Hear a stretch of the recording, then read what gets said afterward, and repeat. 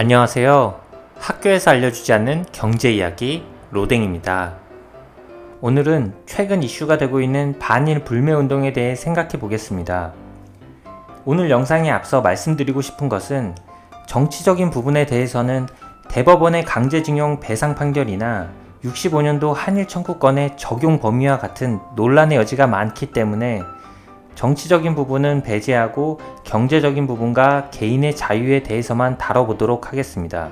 반일 불매운동은 맥주와 같은 식품으로 시작하여 외식, 여행, 일본계 기업으로 그 분야와 규모가 점차 커지고 있는데요.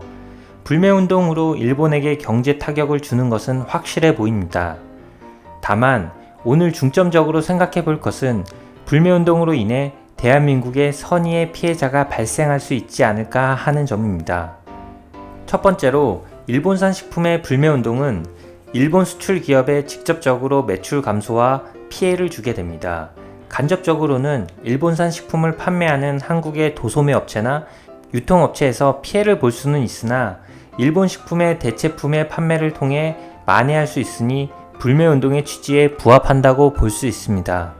두 번째로 외식 분야를 보면 일본 음식을 판매하는 음식점의 경우 가쓰오부시나 간장, 기타 조미료 등을 일본산을 쓰는 경우가 많으나 대부분의 고기, 생선, 야채 등의 식자재는 국내에서 조달을 하게 되고 일본과 직접적인 관계가 없는 영세 자영업자가 대부분입니다. 이러한 부분을 볼 때 많은 한국의 자영업자들이 선의의 피해자가 될 수 있다는 점에서 불매운동의 취지와는 맞지 않는다고 생각합니다. 세 번째로 일본 여행을 가지 않게 되면 일본의 관광 수입을 감소시키는 효과를 거둘 수 있습니다. 다만 국내에도 항공사와 여행사의 매출이 감소하는 역기능이 발생할 수 있습니다. 또한 일본은 개성이 아주 강한 관광지로 이를 완벽히 대체할 수 있는 여행지가 없기 때문에 불매운동의 분위기로 인한 사회적인 압력으로 이미 계획한 일본 여행을 취소하게 된다면 개인의 자유를 침해할 수 있다고 생각합니다. 마지막으로 일본계 기업에 대한 불매운동입니다. 예를 들면 롯데의 경우 유통, 문화, 건설 등 다방면의 사업을 통해 현재 대한민국 재계 5위의 수준입니다. 만약 롯데의 사업 전체에 대해 불매운동이 진행되면 어떨까요? 1차적으로는 롯데 기업에 관련된 여러 임직원들이 피해를 받게 됩니다.